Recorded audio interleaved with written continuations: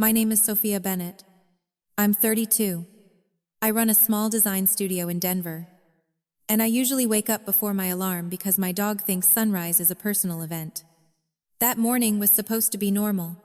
Coffee, emails, a client call I wasn't excited about but could handle.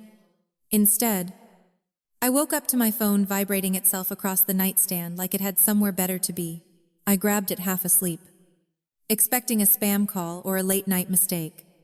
The screen lit up, and for a second I thought it had glitched. 29 missed calls.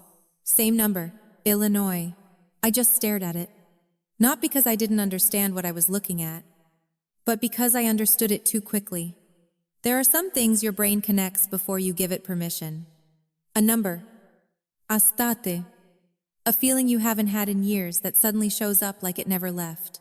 My coffee sat in my hand getting cold while I kept staring at the screen. I didn't play the voicemail. I didn't open the message notification. I didn't do anything. Because deep down, I already knew this wasn't random. You don't get 29 missed calls from a place you cut out of your life unless something has gone very wrong. Or someone has decided they need you again, and I hadn't needed them in a long time. I got out of bed, walked into the kitchen, and set my phone face down. Like that might make it less real. My dog followed me, tail wagging, completely unaware that my morning had just taken a hard left turn. I poured coffee, took a sip, and burned my tongue because I wasn't paying attention. That felt about right. I told myself it could be a mistake. Wrong number. Telemarketer with commitment issues. Somebody drunk, dialing the same person over and over again. There were plenty of explanations that didn't involve the past walking back into my life like it still had a key. But none of those explanations come with that feeling. If you've ever had something happen to you that your body remembers before your brain does, you know what I'm talking about. It's not a thought. It's a shift. Your chest tightens just enough. Your shoulders lock without asking. You start paying attention to everything at once, like something is about to go wrong. I hadn't felt that in years. I flipped the phone over again. Same number. Same state. A voicemail icon waiting like it had something important to say. Illinois. I hadn't lived there in 2 decades. I didn't visit. I didn't keep in touch with anyone from there. I changed my number once just to make sure no one from that part of my life could find me again. I built everything I have now on the idea that distance, real distance, can fix things that talking never will. And for the most part, it worked. I have a business. Real clients. Contracts that don't involve begging anyone to take me seriously. I have a husband who doesn't play games and doesn't think cruelty is funny. I have a home that feels quiet in a good way. Not the kind of quiet where you're waiting for something to go wrong. I built a life that makes sense. So seeing that number on my phone felt like someone had reached across all of that and tapped me on the shoulder. I picked it up again, hovered over the voicemail like I was about to diffuse something. Did I really want to hear it? Because once you hear it, you can't pretend it didn't happen. You can't go back to thinking it was a mistake. You can't unknow whatever they're about to tell you. And I knew it was they. Not a friend. Not a client. Not some long-lost acquaintance trying to reconnect over coffee like we were in a movie. There are only a few people who would call me that many times without stopping. The kind of people who don't respect boundaries. The kind of people who think if they try hard enough, they still get access. I let out a breath. I didn't realize I was holding and set the phone down again. Not because I was scared of what it said, but because I was thinking about what it meant. Because if they found my number, that means they looked for it. If they called me 29 times, that means it wasn't casual. And if they were calling me now, after all this time, that means something in their life had changed. People like that don't reach out to apologize. They reach out when they need something. I walked to the window and looked out at the street like it had answers. Same quiet neighborhood. Same parked cars. Same guy down the block, walking his dog like every other morning. Everything looked normal, which made it worse, because nothing about that phone call was normal. I finally picked the phone back up and opened the message preview. Not the voicemail, just the notification attached to it. There was an email too, and a message request on LinkedIn. That one made me pause. LinkedIn is the one place I never lock down. It's public on purpose. It's work. It's networking. It's the one door I left open because I needed it. And somehow, someone had walked through it. That took effort. That means they didn't just have my number, they had my name. My current name. The one I chose. The one that doesn't belong to the life I left behind. I felt that shift again. Stronger this time. Someone had connected the dots. Someone had taken the girl I used to be and matched her to the person I am now. And suddenly, those 29 missed calls didn't feel random at all. They felt targeted. I pressed play on the voicemail before I could talk myself out of it again. The audio clicked. And for a second, there was nothing but background noise. Then a voice came through. Older than I remembered. Rough around the edges in a way that told me life hadn't been kind. I froze halfway through my next breath. Because I knew that voice. I hadn't heard it in years. Not since it still sounded like a kid following me down a hallway asking questions I didn't have answers to. Now it sounded different. Not soft. Not safe. Not familiar in a comforting way. Familiar in the way something unfinished is familiar. And the first thing she said made my stomach drop just enough to remind me exactly where all of this started. She said, "Sophia, I didn't know how else to reach you." I closed my eyes for a second. Gripping the edge of the counter like that might steady something. Because if she was the one calling, then this wasn't over. I set the phone down. But my hand stayed there like it didn't trust me not to pick it back up. That voice had already done its job. It pulled me straight into a place I don't visit unless something forces me. Because this wasn't new. What happened back then didn't come out of nowhere. It wasn't one bad day or one bad decision. It was a pattern. A system. A weird little family game where the rules kept changing. But the outcome was always the same. I was the punchline. Growing up, my parents had a favorite word. They used it for everything. Didn't matter what happened, how bad it looked, or how it felt on my end. It's a lesson. That was their go-to. If I cried, it was a lesson about being too sensitive. If I asked for help, it was a lesson about independence. If something went wrong, it wasn't because they pushed it there. It was because I needed to learn something. Funny how the lesson always landed on me. From the outside, we looked normal. Better than normal. Actually, my parents owned a couple of home goods stores. Nothing flashy, but enough to look stable. Weekends meant backyard barbecues. Neighbors dropping by. My dad acting like the kind of guy everyone liked to talk to. My mom had that polished, put together, looked like she had her life handled. People saw that version and assumed the rest matched. It didn't. Inside the house, everything came with conditions. You didn't just exist. You performed. You stayed useful. Quiet. Predictable. You learned to read the room before you said anything, because one wrong tone could turn a normal day into a lesson. And those lessons were never small. I remember being about 8 years old, standing in a mall with my mom. My sneakers were falling apart at the front, toes practically pushing through.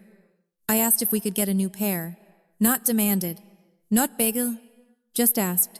She stopped walking, looked at me like I had said something offensive, and asked if I thought money just appeared out of nowhere. I tried to backtrack. Said I could wait. Said it wasn't a big deal. That was mistake number one. Once she decided it was a lesson, there was no undoing it. She walked me over to a bench near the food court and told me to sit. Said if I wanted to live in the real world, I should start learning that nobody owes me anything. Then she left, just like that. At first, I thought she meant for a few minutes. Maybe she was grabbing something. Maybe she wanted me to think about what I said. Then 15 minutes passed. Then 30. I watched people walk by carrying shopping bags, eating pretzels, laughing with their families. I remember the smell of cinnamon and butter from one of the stands, and thinking how weird it was that everything around me felt normal while I was trying not to cry in public. I didn't move. I didn't ask for help, because I already knew how that would go. Crying made it worse. Asking for help made it worse. Drawing attention to myself made it worse. So I sat there for almost 3 hours. When they came back, my dad was smiling like he had just won something. He looked at my mom and said, "I told you she wouldn't move." Then he looked at me and laughed, like this was some kind of success story. No apology. No explanation. Just a quick "see. You're tougher than you think." Like that fixed it. That's how it always worked. Another time. I was about 10. After a youth football game. A group of boys from school started making fun of me in the parking lot. I didn't even fight back. I just stood there and took it until they got bored. By the time I got into the car, I was already trying to keep it together. But I guess I didn't do a good enough job. Because a few tears slipped out. That was enough. My mom turned around from the passenger seat and said, "Crying makes people weak." My dad nodded, like she had just made a great point. Then instead of driving home, they pulled over on the far side of the lot. My mom told me to get out. I thought I misheard her. I actually asked if she was serious. That was mistake number 2. They told me if I couldn't handle a few mean words, I needed to learn what real discomfort felt like. Then they drove off. I stood there on the curb, watching the car disappear. Feeling that same drop in my stomach, I would come to recognize way too well. The sun was already going down, and the parking lot was emptying out fast. Every truck that left made the place quieter, bigger, colder. I kept telling myself they would come back any minute. They always did. Eventually, and they did. About an hour later, they pulled up like nothing had happened. My dad had a bag of fast food in his hand. They didn't get me anything. Didn't even ask if I was okay. He just said, "Still here." Huh? Like that was the whole point. And again, they laughed. That was the pattern. Everything turned into a test. Everything turned into entertainment. Everything turned into proof that they were right about how the world worked, and I was the one who needed to catch up. The worst part wasn't even what they did. It was how they explained it. They didn't think they were cruel. They thought they were smart. They used words like resilience and toughness and real life. They said they were preparing me for a world that doesn't care about feelings. What they were really doing was teaching me not to trust anyone. Not them. Not strangers. Not even myself. Because if the people who are supposed to protect you can turn your fear into a joke, then what exactly are you supposed to rely on? So I adapted. I learned to stay quiet.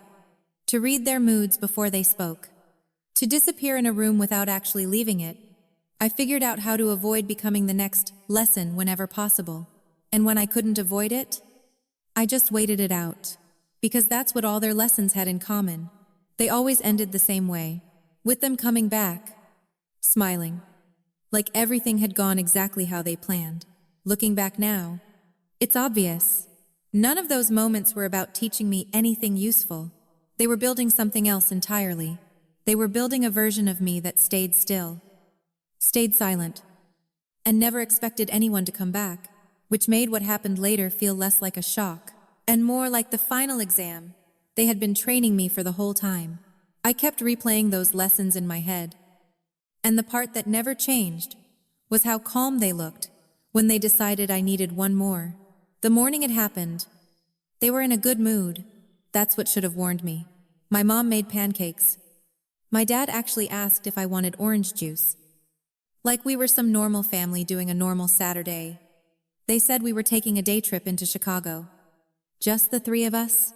No tension. No raised voices. No signs that anything was off. For a second, I believed it. I wanted to believe it. When you grow up like that, you get good at grabbing onto any small moment that feels safe, even if it doesn't last. So I got in the car, sat in the back seat, and told myself, maybe this time was different. The drive felt wrong. Not loud wrong. Not obvious. Just slightly off in a way I couldn't explain yet. My dad had the radio up too high, tapping the steering wheel, like he was enjoying himself a little too much. My mom kept turning around to look at me, asking questions that didn't really need answers. "Do you think you're smart?" I said yes, quietly. "Do you think smart people can handle the real world?" I didn't answer that one fast enough. They both smiled. That should have been enough. By the time the skyline showed up in the distance, I could feel it in my chest. That tight, quiet feeling that something was coming, and I wasn't going to be ready for it. We parked near Union Station around noon. I had never seen anything like it. The building was huge. People everywhere. Rolling suitcases. Loud conversations. Announcements echoing off the walls. It felt like stepping into a place where everyone knew exactly what they were doing except me. I stayed close to them because I didn't know where else to go. Inside the main hall, my mom pointed to a large pillar near the entrance. "Stay here," she said. "We're going to move the car and grab lunch. 15 minutes. Maybe 20. I asked if I could come with them. My dad laughed. Loud enough that a couple people turned to look. "You're 12, he said. "You'll survive." My mom leaned in just a little and said, "Don't embarrass me." So I nodded, and I stayed. At first, it didn't feel that bad. I leaned against the pillar and watched people pass by. I checked the big clock hanging above the hall every few minutes. 15 minutes went by. Then 20. No big deal. Parking probably took longer than they thought. 30 minutes. I shifted my weight from one foot to the other. Looked toward the entrance every time someone walked in. I told myself they'd show up any second. 45 minutes. The noise around me started to feel louder. Not actually louder. Just harder to ignore. Every announcement made me flinch a little. Every time someone walked past quickly, I thought it might be them. An hour. That's when it started. That slow drop in your stomach, when your brain starts putting things together that you don't want to believe. I tried to explain it away. Maybe the line for food was long. Maybe they got turned around. Maybe. An hour and a half. My hands started shaking. I had $9 in my pocket. No phone. No plan. No idea how trains worked or where anything led. I took a few steps away from the pillar, then rushed back like I had broken a rule. Because I had. They told me to stay, so I stayed. Even when it stopped making sense. 2 hours. I wasn't really thinking clearly anymore. I was just reacting. Watching. Waiting. Hoping I'd see them walking back through the crowd like nothing had happened. Then I saw the car. It was outside. Moving slowly past the front of the station. I caught it through the glass doors. Same color. Same shape. For a second, everything in me snapped into relief. I ran toward the window, waving both arms like they might not see me if I didn't make it obvious. My heart was racing so fast, it felt like it was trying to catch up with something. They were back. They actually came back. My dad was driving. My mom was in the passenger seat. Both of them looked straight at me, and then my dad smiled. Not the kind of smile you give when you find someone who's been waiting for you. Not relief. Not concern. The kind of smile you give when a joke lands exactly how you wanted it to. My mom rolled the window down just enough to be heard over the traffic. "I bet $50 you can't even find your way home," she yelled. Then she laughed. My dad laughed with her. He lifted his hand off the wheel and gave this small thumbs up, like they had just proven something, and then the car kept moving, just like that. They didn't stop. They didn't slow down. They didn't come back. I stood there, frozen, still holding my arms halfway up like my body hadn't caught up with what just happened. For a second, I thought maybe they were turning around. Maybe this was part of it. Maybe they'd circle back, but they didn't. The car disappeared into traffic, and the space it left behind felt empty in a way I didn't have words for back then. That was the moment everything shifted. It wasn't the waiting. It wasn't the confusion. It was seeing it. Seeing them choose it. Seeing them enjoy it. Realizing that my fear wasn't an accident. It was the point. Someone brushed past me and said, "Excuse me." And that snapped me out of it just enough to move. I walked back inside because I didn't know where else to go. The station felt different now. Bigger. Louder. Less familiar with every step. I tried sitting down. Then standing again. I walked in circles. Then stopped because I didn't want to get lost. I wiped my face every few minutes because crying in public felt like another mistake waiting to happen. Time stretched. At some point, I stopped expecting them to come back. That's the part people don't talk about. There's a moment when waiting turns into something else. When hope runs out quietly. Not all at once. When you realize you're not being tested, You're being left. I stayed there for hours. Long enough for the light outside to start changing. Long enough for the crowd to shift and refill. Long enough for my thoughts to stop forming full sentences and turn into simple, repetitive questions. What do I do? Where do I go? What happens next? I didn't have answers. Because the only people who were supposed to give them to me had just driven away laughing. I stopped pacing and sat down on a bench because my legs were starting to hurt. But sitting didn't help. It just made everything feel more real. By then, I wasn't thinking about time anymore. I had stopped checking the clock. Waiting didn't make sense once you understood no one was coming back. I tried to stay in one area because moving too far felt risky. If I left the spot they told me to stay in, it felt like I'd be doing something wrong, even though the whole situation was already wrong in ways I didn't fully understand yet. That's the thing about how they raised me. Even when they broke the rules, I still followed them. I remember watching people more closely at that point. Not because I wanted to talk to them, but because I was trying to figure out what normal looked like.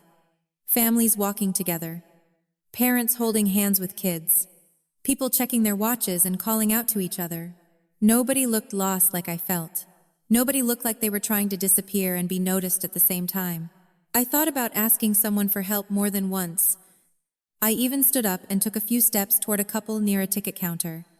But then I stopped, because asking for help had never gone well for me. In my house, asking meant you were weak. It meant you were about to get a lesson. It meant you were drawing attention to a problem that would somehow become your fault. So I turned around and walked back to the bench. I told myself I could figure it out. I just needed a little more time. I just needed to think. That was the lie I held on to the longest. At some point, I must have walked past the same row of vending machines 3 or 4 times. Because that's when she noticed me. Her name was Maria. I didn't know that yet. All I knew was that she stepped into my path gently, not blocking me, just enough to make me slow down. She looked like she had been working there for a long time. Not tired in a bad way, just steady. The kind of person who doesn't rush unless there's a reason. Hey, she said. Calm. Like she wasn't trying to scare me. Are you okay? That question alone almost made me walk away. Not because it was wrong, but because it was too direct. I wasn't used to people asking me that without expecting something in return. I'm fine, I said automatically. It came out fast. Too fast. She didn't react the way my parents would have. No eye roll. No smirk. No, I don't think you are. She just nodded once, like she heard me, and then asked another question. Are you waiting for someone? That one hit harder. Yeah, I said. My parents. How long have you been waiting? I shrugged. I don't know. That was technically true. I had stopped keeping track. She looked at me for a second longer than most people would. Not judging. Just noticing. Did they tell you where they were going? Parking. Food. I said. They said they'd be back. She nodded again, like she was putting something together in her head. Have you eaten anything today? That was the question that broke it. Not the big ones. Not the obvious ones. That simple question, have you eaten? Because the answer was no. And the second I realized how long it had been since breakfast, something in me just gave up. I started crying before I could stop it. Not quiet crying. Not the kind I had practiced holding in for years. This was different. It came out fast and loud and messy. Like everything I had been trying to control all day finally slipped. I think they left me, I said between breaths. They drove past me. They laughed. The words felt strange coming out of my mouth, like I was describing something that shouldn't be real. Maria didn't interrupt me. She didn't tell me to calm down. She didn't say I was overreacting. She stepped a little closer, lowered herself just enough to be at eye level, and said something I had never heard from an adult in my life. You're safe right now. Not, you're fine. Not stop crying. Safe. Then she said, I'm going to help you. Just like that. No conditions. No lesson attached. She guided me toward a hallway off the main area, away from the noise. I remember how quiet it felt compared to the rest of the station. Like stepping out of a storm you didn't realize was that loud until you left it. She asked a few more questions. Simpleones. My name. My parents' names. Where I lived. I answered as best as I could between trying to breathe normally again. Then she made a call. I didn't understand everything she said. But I heard enough. Minor. Alone. Been here for hours. That's when things started moving. Security showed up first. Then transit police. Not in a rush. Not panicked. But serious in a way that made it clear this wasn't a small situation. One of the officers knelt down slightly when he spoke to me. Keeping his voice even, he asked me to tell him what happened from the beginning. I told him, not everything, not the whole history. Just that day, the drive, the pillar, the waiting, the car. Saying it out loud made it sound worse than it had in my head. Another officer stepped away to check the cameras near the entrance. Someone brought me water and a small pack of crackers. I hadn't realized how hungry I was until I opened it. I kept glancing toward the door. Even then, part of me still expected my parents to walk in and turn the whole thing into another joke. But they didn't. Instead, I heard one of the officers on the phone. His tone changed halfway through the conversation. It went from professional to something sharper. No. Ma'am? He said. Leaving a child here like this is not a lesson. It's abandonment. That word landed hard. Abandonment. It sounded official. Final. Like something you couldn't explain away with a better excuse. I sat there holding that water bottle, trying to process what was happening. For the first time that day, I wasn't invisible. People were paying attention. People believed me. And more than that, they were treating what happened like it mattered. I didn't know what would happen next. I didn't understand the system or the process or where I would end up that night. All I knew was that for the first time in my life, an adult looked at what had been done to me and didn't call it a lesson. They called it what it was. And they stepped in. I sat in that small office with the paper cup still in my hand. And for the first time all day, I wasn't waiting for them to walk in and fix it, because something had already shifted. The adults around me weren't trying to explain it away. They weren't softening it or turning it into a lesson. They were writing things down, asking clear questions, using words that didn't leave a lot of room for interpretation. One of those words was abandonment. Another one came later. Abuse? I didn't say it. They did.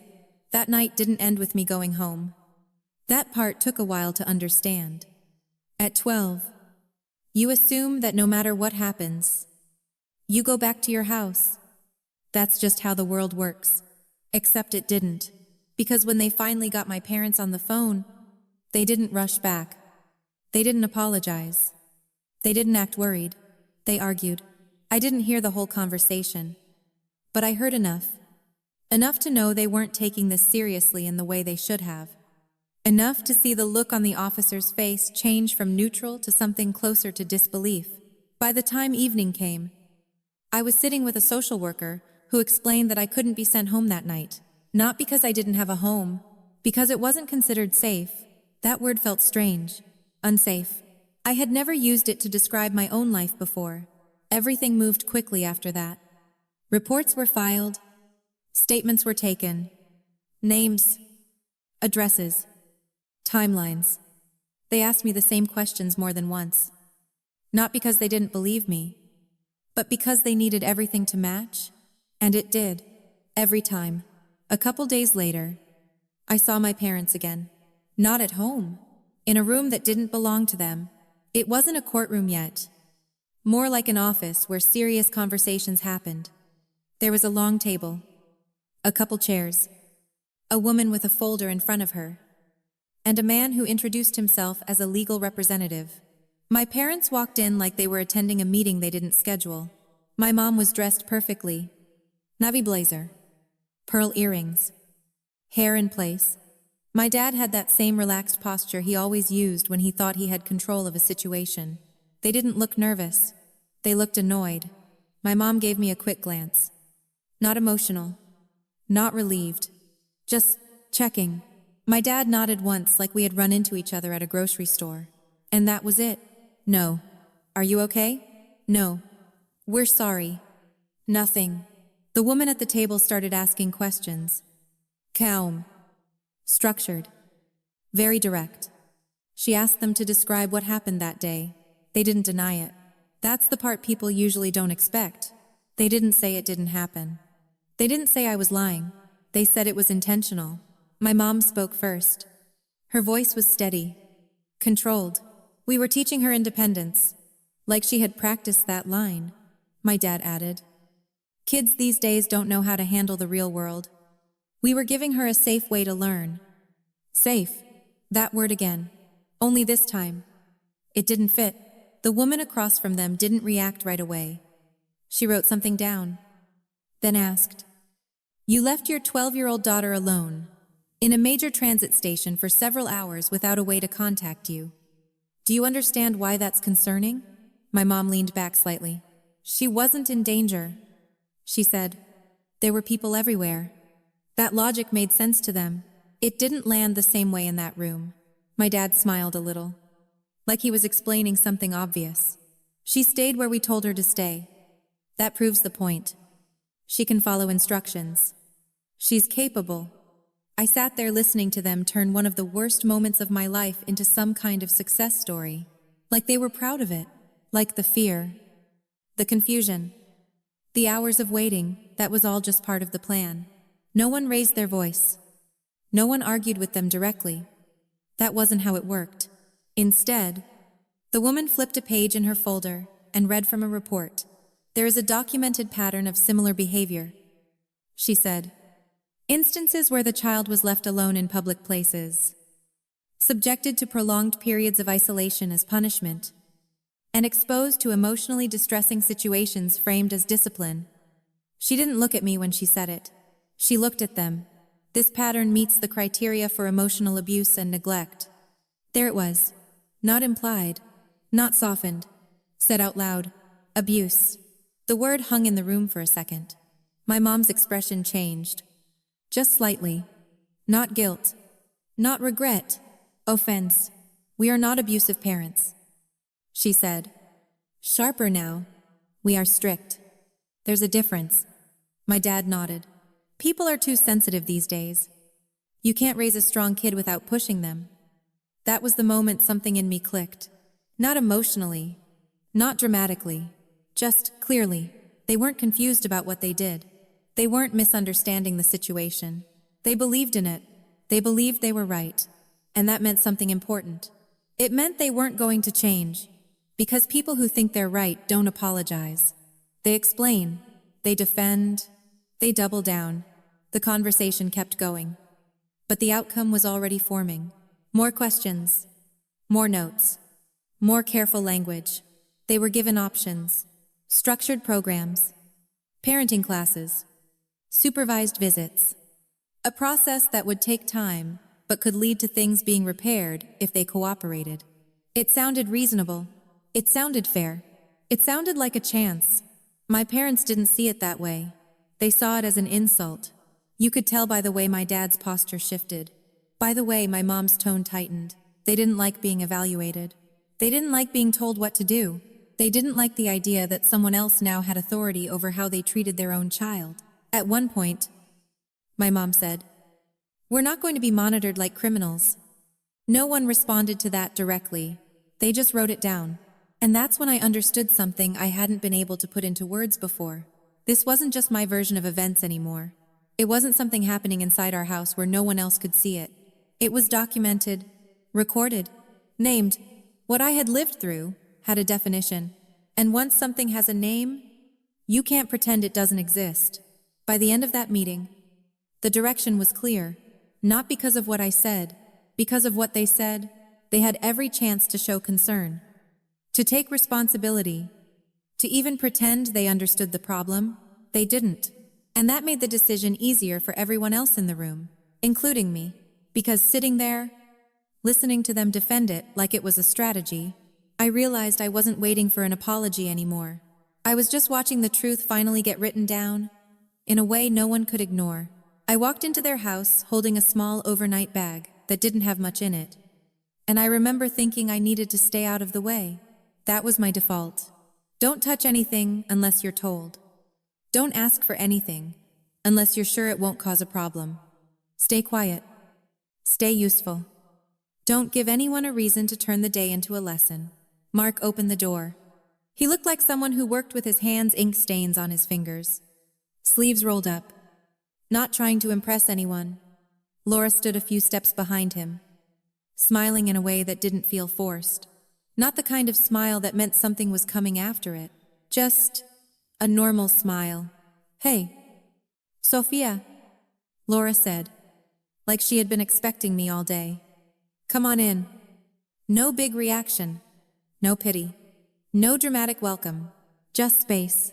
That was the first thing I noticed. The house felt lived in. Not perfect. Not staged. There were shoes by the door. A stack of mail on a side table. A lamp already on, even though it wasn't dark yet. It didn't feel like I was stepping into something temporary. It felt like people actually lived there and didn't mind if I did too. Laura asked if I was hungry. I said, "I don't know." That answer used to annoy people. She just nodded like it made sense. "We've got spaghetti or soup," she said. "You can try both if you want. Or neither. No pressure." No pressure. That was new. At the table, I took a few bites and realized my body didn't know what to do with normal anymore. Eating felt strange. Sitting there without anyone watching me closely felt strange. Not being corrected every few seconds felt strange. I put the fork down and started crying again. Not as loud as before. Not like the station. Just quiet. Laura didn't tell me to stop. She didn't ask what was wrong, like she needed a full explanation. She just said, "It's okay," and slid a napkin a little closer to me. Mark didn't make a joke. Didn't try to lighten the mood. He just kept his voice steady. "Take your time." That was it. No lesson. No follow-up. Just time. After dinner, Laura showed me the room I'd be staying in. It wasn't fancy. A desk. A small lamp. A closet that already had a couple empty hangers waiting. She knocked on the doorframe before stepping in. I noticed that immediately. No one had ever knocked before entering my space. Not once. "Bathrooms down the hall," she said. "Light switches on the left. If you want the hall light on tonight, we can leave it on." I didn't answer right away. She didn't rush me. "I can leave it on," she added. Like she was offering, not deciding. "Okay." I said, "Okay," she repeated. Like that settled it. Then she stepped back. "Get some rest. We'll be here. We'll be here." Simple sentence. Normale sentence. But my brain didn't trust it yet. That first night, I barely slept. Every sound made me sit up. A car door outside. A floorboard somewhere in the house. The hum of something in the hallway I couldn't identify. I kept expecting something to shift, for the calm to turn into something else. It didn't. The hall light stayed on. No one came in without knocking. No one tested me. No one turned the silence into something sharp. Morning came slower than I expected. I walked into the kitchen carefully, like I might be interrupting something. Mark was already there, making coffee. He looked up and gave a small nod. "Morning," he said. "Cereal or eggs?" I paused. He didn't list 100 options. Didn't turn it into a decision I could get wrong. Just two choices. "Cereal." I said, "Got it," he replied, like it was the easiest answer in the world. He poured it, set it on the table, and went back to what he was doing. No comment about how much I took. No look that suggested I should be grateful or careful. Just breakfast. Laura came in a few minutes later, hair pulled back, still half waking up. "Morning," she said. Same tone as before. Consistent. That's what stood out. Nothing changed between the night before and the next morning. Same voices. Same pace. Ça me calme. That's when it started to feel different. Not safe yet. That takes time, but possible. Over the next few days, it was the small things that kept catching me off guard. Laura knocked every time she came near my room. Even if the door was open, Mark asked before moving anything that belonged to me. Even if it was just a backpack on a chair. They didn't ask a lot of questions all at once. No long conversations where I had to explain everything. They let things come up naturally. If I didn't want to talk, they didn't push. If I did, they listened without interrupting or correcting. One afternoon, Mark left a couple of magazines on the desk in my room. Photography, art, things with images that felt intentional. "I noticed you draw," he said, like it was just an observation. No big speech about talent. No pressure to show him anything. Just a quiet acknowledgement. I didn't respond much. But I kept those magazines. That mattered. Laura figured out quickly that certain things made me tense. Waiting too long without knowing where someone was. Being told to stay somewhere without a clear reason. Being watched too closely while I ate. She didn't ask for explanations. She just adjusted. "If I'm heading out, I'll be back in about 15 minutes, she'd say. "If it takes longer, I'll call." And then she actually came back. On time, every time. That kind of consistency felt almost unreal. Not in a dramatic way. In a quiet way that made my brain keep checking for the catch. But there wasn't one. They didn't demand trust. They didn't expect me to act like everything was fine. They just showed up the same way. Over and over again. Steady. Predictable. Calm. It wasn't a big moment that changed things. It was the absence of all the things I was used to. No sudden lessons. No laughter when I was uncomfortable. No turning normal situations into tests. Just a house where I could exist without being evaluated every second. Looking back, that was the first time I understood something important. Real care doesn't need to prove itself by pushing you. It shows up quietly. It gives you space, and it stays long enough for you to believe it's not going anywhere. I started noticing the quiet first. And then I noticed how loud everything inside me still was. From the outside, it probably looked like things were getting better fast. New house. Stable routine. People who didn't treat me like a problem to fix. But healing doesn't work like flipping a switch. It doesn't erase what your body already learned. It just gives you a chance to start questioning it. The first time Laura said, "I'll be right back," I nodded like it was nothing. Then I stood at the window until her car came back. I didn't even realize I was doing it at first. It just felt automatic. Like if I didn't watch, something would go wrong. Like the moment I relaxed was the moment I'd be proven wrong for trusting it. When she walked back in, exactly when she said she would, I acted normal. Sat down. Picked up a book. Pretended I hadn't been tracking every second. She didn't call it out.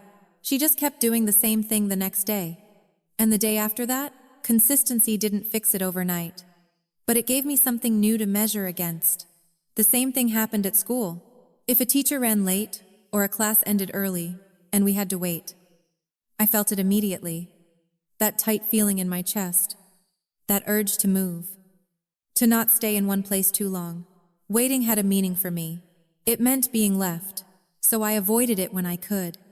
Found ways to stay in motion. Walked laps around hallways. Volunteered to run errands just to have a reason to move. When I couldn't avoid it, I got quiet. People thought I was calm. I wasn't calm. I was calculating. Therapy came into the picture, not long after I moved in with the Bennetts. At first, I didn't like it. Sitting in a room with someone asking questions about things I had spent years, not saying out loud, didn't feel helpful. It felt like setting traps for myself. The therapist didn't push too hard. She didn't ask for big answers. Mostly. She just gave names to things I didn't know had names. Hypervigilance. That was one of the first. It sounded complicated. But the explanation was simple. Your body stays on alert, even when there's no immediate threat. Because it learned that threats don't always look obvious. That made sense. Trauma response. Another one. Not weakness. Not overreaction. A réponse. The more we talked, the more I started realizing that a lot of what I thought was just my personality wasn't. It was adaptation. I wasn't naturally quiet. I had learned to be quiet. I wasn't naturally cautious. I had learned that being cautious kept things from getting worse. That shift mattered, because if something is learned, it can be unlearned. Not quickly, not easily, but it's not permanent. Art helped in a different way. I had always drawn, even before everything happened. Back then, it was just something I did to pass time. After I moved in with the Bennetts, it became something else. Structure, control, a place where I could make decisions and nothing unexpected would interrupt them. Mark never turned it into a big deal. He didn't sit me down and talk about talent or potential. He just kept leaving things around for me. Better paper, different pencils, books with designs I hadn't seen before. No pressure, just access. I started drawing more seriously. Not because someone told me to, but because it was one of the few things that made everything else quiet down for a while. Over time, that turned into focus. Focus turned into skill, and skill turned into options. High school came and went faster than I expected. I stayed mostly to myself, but not in the same way as before. It wasn't about hiding anymore. It was about choosing where to put my energy. I applied to colleges without telling many people. Not because it was a secret, but because I didn't want it to become a big conversation. When I got into the Art Institute of Chicago, Laura hugged me. Mark just nodded and said, "That makes sense." No speech. No pressure to be grateful. Just acknowledgement. Moving back to Chicago felt strange at first. Not dramatic. Just familiar in a way I didn't fully like. Same city. Different version of me. I didn't go near the station. I didn't need to. Just being there was enough to notice the difference. The city didn't feel overwhelming anymore. It felt like a place I could navigate. Classes were intense, but in a good way. Deadlines. Critique. Long nights working on projects that actually mattered to me. It wasn't about avoiding mistakes. It was about making decisions and improving them. That was new. Failure didn't come with humiliation. It came with feedback. I worked part-time to cover what I could. Took on small freelance projects when I had the chance. Nothing huge, but enough to start building something that felt like it belonged to me. By the time I graduated, I had a portfolio I was proud of and a better understanding of how I wanted to work. I didn't go back to Illinois. I didn't need closure from a place that never gave me anything to build on. Instead, I moved to Denver. It wasn't symbolic at the time. Just a job opportunity at a small branding firm that needed someone who could think visually and work fast. It turned out to be exactly what I needed. New city, new routine, no history attached to it. I focused on work, learned how to deal with clients, figured out how to translate ideas into something people could actually use. Over time, I started taking on freelance projects on the side, then more of them, then enough to consider doing it full-time. Starting my own studio wasn't a big dramatic moment. It was a decision that made sense after a lot of smaller ones. I had the skills, I had the clients, I had the discipline, so I did it. And it worked. Not overnight, not perfectly, but steadily. That word again? Steady. Looking back, that's probably the biggest change. I didn't build a life based on reacting to problems anymore. I built one based on consistency. Same kind of routine most days. Work I could rely on. People who showed up the way they said they would. It didn't erase what happened. I still noticed things.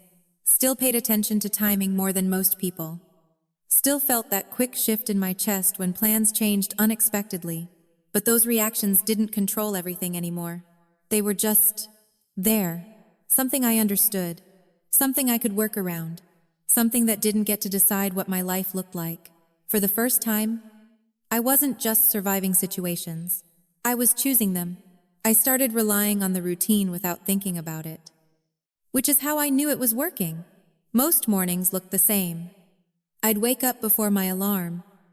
Not because I had to, but because my body had finally learned that nothing bad was waiting for me at the start of the day.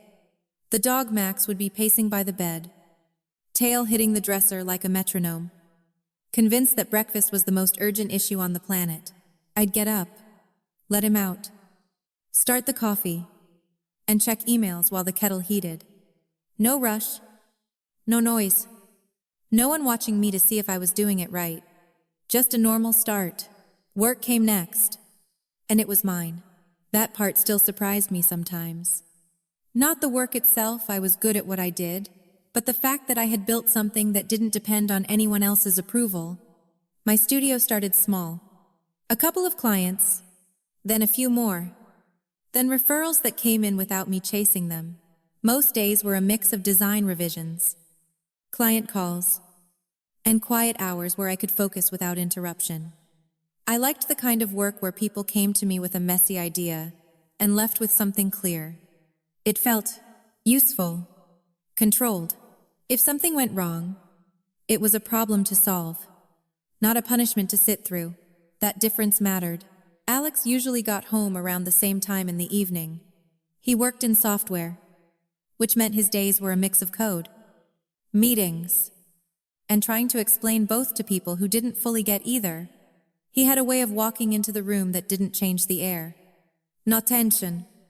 No guessing game about what mood he was in. Consistent. We met through a mutual friend at a housewarming party. Nothing dramatic. No instant connection story that sounds good on paper. Just a conversation that didn't feel forced. On our third date, I told him I had a complicated family history. He nodded and said, "Okay." That was it. No follow-up questions. No curiosity dressed up as concern. Months later, I told him more. Not everything at once. Just pieces. Enough to explain certain reactions. Certain boundaries. The night I finally told him about the train station, I expected something shock. Anger. A long speech about how wrong it was. He didn't do any of that. He listened. Then he said, "That should never have happened to you. Simple. Direct. No extra weight." That stuck with me more than anything else anyone had said. We built things slowly. No rush to define everything. No pressure to hit milestones, because we were supposed to. Just decisions that made sense at the time. We got married in a small ceremony. Nothing big. Nothing designed to impress anyone. Mark walked me down the aisle. Laura fixed the back of my dress right before I stepped out. Hands steady, even though I could tell she was trying not to get emotional. It wasn't a replacement for anything I lost. It was something new. That mattered more. We adopted Max not long after. He came from a rescue. One ear slightly torn. The kind of dog that watches everything before deciding it's safe to relax. It didn't take long for him to settle in. But there was always that moment when a loud noise would make him look up. Just to check, I understood that evenings were quiet. Dinner. Sometimes takeout, if we didn't feel like cooking. A show in the background. Nothing that required too much effort. Some nights we talked. Some nights we didn't. Silence didn't feel like a problem anymore. It felt normal. I still kept certain boundaries in place without thinking about it. I didn't use my old name. Not on paperwork. Not in conversations. Not even in passing. It didn't belong to me anymore. It belonged to a version of my life that didn't connect to anything I was building now. I blocked every account my biological parents had ever tried to use to contact me. Social media. Old email addresses. Anything that could create a direct line. At one point, I changed my phone number after a holiday voicemail from an Illinois number left me sitting on the edge of the bed for almost an hour. Not moving. After that, I made sure it couldn't happen again. Or at least, that's what I thought. I didn't go back to Willow Creek. I didn't look up old addresses. I didn't check in on people who still lived there. It wasn't avoidance. It was a choice. There's a difference. Avoidance is when you're afraid something will hurt you. Choice is when you know it will. And you decide not to give it the chance. Most days, I didn't think about any of it. Not in detail. There were moments.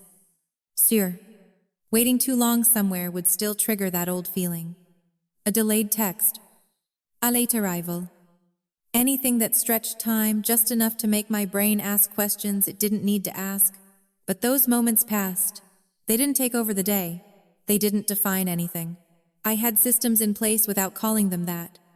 Routines that kept things predictable. Habits that made sure I stayed grounded, even when something small shifted. Morning coffee. Work blocks. Evening walks with Max. Sunday calls with Mark and Laura. That last one never changed. Every Sunday. Same time. We'd catch up. talk about normal things. Work, weather, whatever came up. No pressure to turn it into something deeper unless I wanted to. They didn't ask about the past. They didn't need to. They had already done the part that mattered. They stayed. And because they stayed, I could build something steady enough that the past didn't feel like it was waiting around the corner anymore. That was the biggest difference. It didn't feel like something I had to outrun. It felt like something I had already moved past. The life I had wasn't dramatic. It didn't need to be. It was structured, predictable, and quiet in a way that made space for everything else to settle. I knew where I was going most days. I knew who would be there when I got home. I knew what to expect. And for a long time, that was enough, until the morning my phone lit up with a number I hadn't seen in years, and all of that certainty shifted just enough to remind me it had never completely disappeared. I replayed the voicemail once, then again, and by the third time, I stopped pretending it might say something different. Her voice didn't rush. It didn't try to convince me of anything. It just laid things out, one piece at a time. Like she knew I wouldn't stay on the line if it sounded like a pitch. "Mom's sick," she said. "Late-stage cancer." There was a short pause after that, like she expected me to react. I didn't, not out loud. "Dad had a stroke a few months ago. He's walking. But it's not the same." Another pause. Still nothing from me. Then she moved to the part that explained the 29 calls. "The stores are gone." That one landed differently, not because I cared about the business, but because of what it represented. Those stores were everything to them. Their identity. Their proof that they had built something people respected, closed or sold. She said, most of them at a loss. She didn't go into detail about numbers. She didn't need to. The tone told me enough. Gone meant gone. I leaned against the kitchen counter, staring at nothing in particular, while Max rested his head against my leg like he could tell something was off. Alex stayed quiet on the other side of the room, giving me space without asking for it. Hannah kept going. "It didn't happen all at once," she said. "It started with a comment." "Of course it did. It always starts small. Mom posted something online," she said, "about how kids today need stricter parenting. Said people were too soft." I let out a short breath that wasn't quite a laugh. That sounded exactly like her. She didn't think anyone would push back. Hannah continued. "But someone did. A relative. They mentioned, 'What happened to you?' There it was, the part that had stayed buried for years. At first, people thought it was exaggerated," she said. Then more people started talking. Small town logic. You keep things quiet until someone gives you permission not to. Someone remembered the court case, she added. Not details, just that something happened. Then a retired clerk mentioned records. Someone else found an old article. It wasn't big, but it was enough. Enough to start connecting things. Former employees started commenting, she said, about how they treated people, about what it was like behind the scenes. That didn't surprise me either. What happens in private doesn't stay private forever. It just waits. And once it started, she said, it didn't stop. I could picture it without being there. Posts shared, comments piling up, people adding their own experiences, filling in gaps. Not dramatic. Not organized, just steady. Customers stopped coming, she said. Not all at once, just less, then almost none. That's how businesses disappear. Not with one big event. With a slow drop no one can ignore. They tried to keep things going, she added. Discounts, promotion, everything. But people knew, or thought they knew, and that was enough. Reputation doesn't need to be proven. It just needs to be questioned. The church stopped calling, she said. Community groups stopped asking them to help. People crossed the street instead of stopping to talk. That part was almost predictable. The same community that builds you up can pull away just as fast. They sold the house, she said. Moved into an apartment outside town. I closed my eyes for a second. Not because I felt bad, because I was connecting the pattern. Image mattered to them more than anything. And now that image was gone. New stories. No house. No, anything they used to have. She said. There was a pause again. This one felt different, like she was deciding whether to say the next part. They're scared, she said finally. And they don't have anyone left? That explained the calls. Not regret, not reflection. Need. I pushed myself off the counter and walked a few steps just to move. How long has this been going on? I asked. A while? She said. Months. Maybe longer. I didn't tell you because I didn't know if you'd want to hear it. That was fair. I wouldn't have. What changed? I asked. She took a breath. I had a kid, she said. That shifted the tone.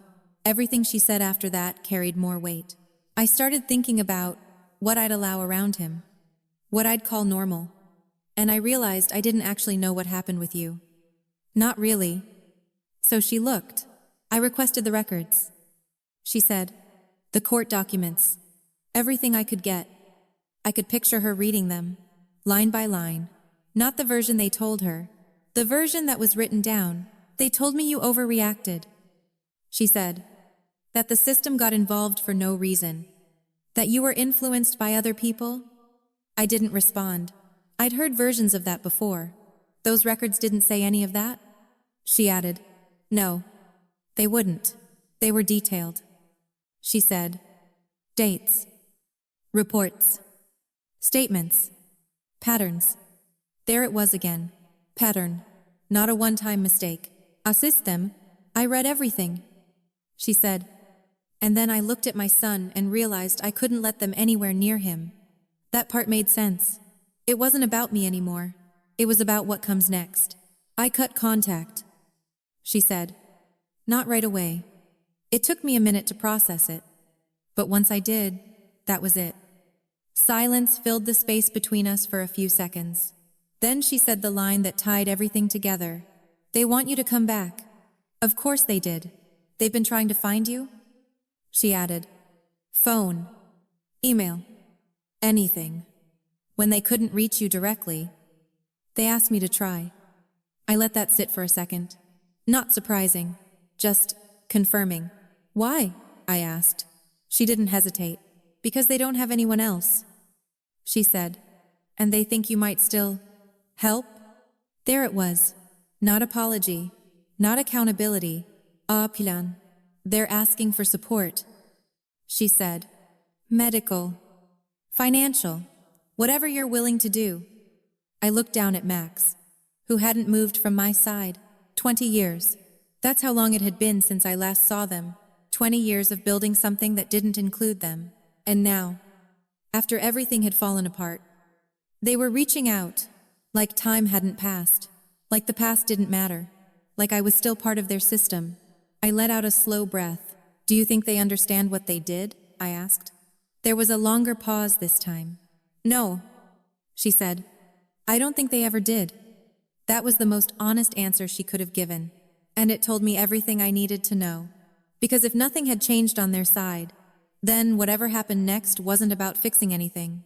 It was about ending it. I booked the flight before I gave myself time to second-guess it. And once the confirmation email came through, I didn't revisit the decision. I wasn't going back to fix anything. I was going back to finish it. The hospital was exactly how you'd expect clean, in a way that tries to hide what it deals with. Quiet in the hallways. That steady background noise of machines and distant conversations. I checked in at the front desk. I gave a name I hadn't used in years, then corrected it. Sophia. I said, I go by Sophia. The receptionist nodded and pointed me toward the elevator. I stood there watching the numbers change as it moved up, feeling steady in a way I didn't expect. Not calm, just clear. No confusion about why I was there. No hope that anything would be different. Just a plan. The room was at the end of the hall. The door was slightly open. I could hear low voices inside. Then a pause, like someone had noticed movement in the doorway. I pushed it open the rest of the way. They both looked up. Time had done what time does. My dad looked smaller, Shoulders pulled in. Posture, not as confident as I remembered. My mom looked thinner, but her expression was the same. Controlled. Arranged. For a second, no one spoke. Then my mom started crying. Not quietly. Not subtly. The kind of crying that fills the room fast. Like it's meant to take control of it. She said my old name. I didn't respond to that. Sophia. I said, Ons? That's my name. She nodded quickly. Adjusting. Like she could fix the mistake just by agreeing. Sophia. She repeated. Like she was testing it. My dad cleared his throat. We didn't think you'd come, he said. I stepped inside, closed the door behind me, and stayed standing. I didn't come to stay, I said. That landed. You could see it in the way his expression shifted just slightly. My mom reached for a tissue. Still crying. We made mistakes, she said. There it was. The word, mistakes. I didn't sit down. No, I said. You didn't? She looked up at me, confused. Yes, we did, she said. I cut her off, not raising my voice, just stopping the sentence before it went any further. A mistake is missing an exit, I said. A mistake is forgetting something at the store. I held her gaze. What you did was deliberate. Silence. My dad shifted in his chair, like he was about to step in, but I kept going. You left a 12-year-old alone in a train station in a city she didn't know, I said.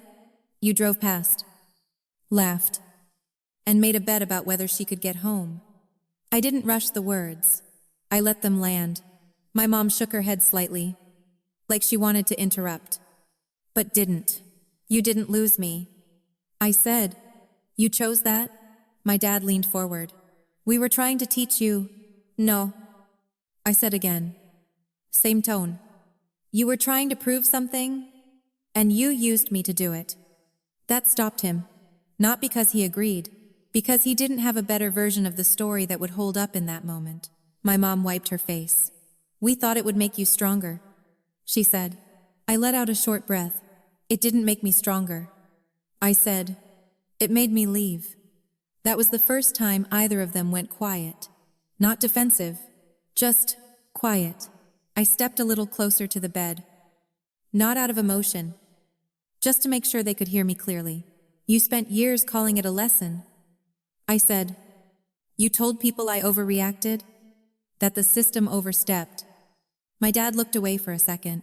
I didn't follow that. I read the reports, I added. I know exactly what was written down. What you said, what you didn't say. My mom's hands tightened around the tissue. They're saying things now, she said quickly. People are talking. They don't understand. They understand enough, I said. That ended that line of argument. She tried a different one. We're sick, she said. We don't have anyone else? There it was. The reason I was there. Not to apologize. Not to take responsibility. To ask. I nodded once. I know, I said. My dad leaned forward again. We were hoping you could help, he said. Just get us back on our feet. Help with some of the medical costs. Maybe talk to people. Fix some of the damage. I held up my hand just slightly. Not aggressive. Just enough to stop him. I'm not doing that, I said. Direct. No extra explanation. My mom stared at me. You're really going to walk away? She asked. After everything? I almost smiled at that. After everything? I repeated. That's exactly why. She opened her mouth, then closed it again. My dad tried one more time. We're your parents, he said. That word didn't carry weight the way he thought it would, biologically. I said, that's where it ends. Another pause. I could see it settling in, not all at once, but enough. I have a family, I added. They're not here. That part mattered, because it made the boundary clear. This wasn't about being alone. It was about choosing who counted. My mom's voice dropped. Can you at least forgive us? She asked. That one was different. Not because it was deeper, because it sounded like something she thought she was supposed to say. I took a second before answering. Forgiveness isn't something you ask for when you need something. I said, it's something you earn when you understand what you did. I let that sit. You don't? I added. No argument came after that. No defense.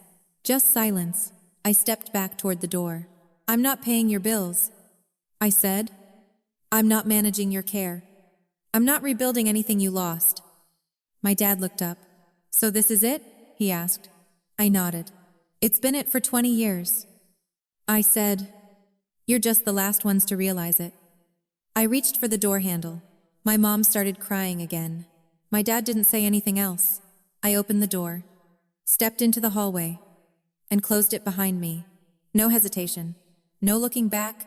The walk to the elevator felt longer than it should have. But not heavy.